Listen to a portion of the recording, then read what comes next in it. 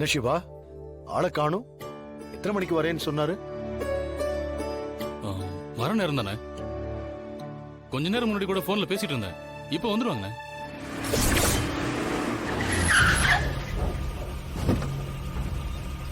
அண்ணா, வண்டி சத்தம் கேக்குது, வந்துட்டாங்கன்னு நினைக்கிறேன். ஓ,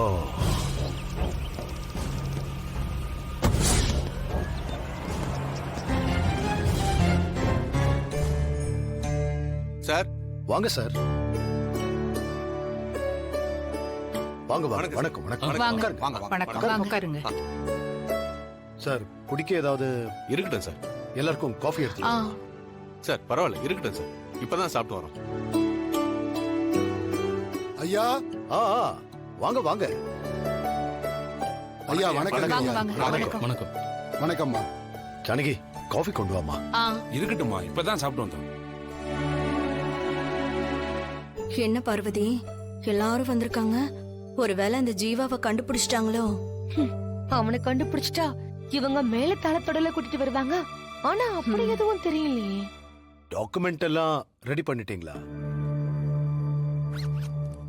வக்கீல் ஊருக்காரங்க எல்லாம் வந்திருக்காங்களே, என்ன விஷயமா இருக்கும்?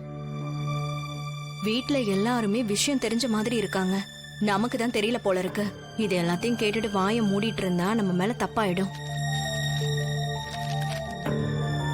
மாமா, லாயர் எல்லாம் வந்திருக்காங்க. நீங்க வேற டாக்குமெண்ட்லாம் ரெடியான்னு கேக்குறீங்க. என்ன நடக்குதுன்னே தெரியலையே. நாங்களும் இந்த வீட்ல தானே இருக்கோம். கொஞ்ச நேரம் பொறுமையா இருக்க முடியாதா? என்ன ஏதுன்னு சொல்ல மாட்டாங்களா? முந்திரி கொட்டை மாதிரி முந்திரி வந்து நிக்கிற.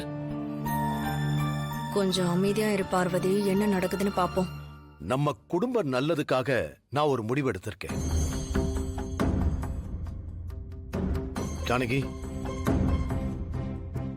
ஏதோ பெரிய விவகாரம் தான் போல இருக்கே. நமக்கு சொத்து பத்தி எவ்வளவு இருக்குன்னு எல்லாருக்கும் தெரியும். நமக்கு எவ்வளவு வருமானம் வருது, எவ்வளவு செலவாகுது, எவ்வளவு சேர்த்து வைக்கிறோன்னு இந்த குடும்பத்துல இருக்கிற எல்லாருக்கும் தெரியும். கொஞ்ச மாசமா பார்வதி தான் கொத்து சாவிய வச்சிருக்கா. எல்லா கணக்கு வழக்கையும் அவதான் பாக்குறா.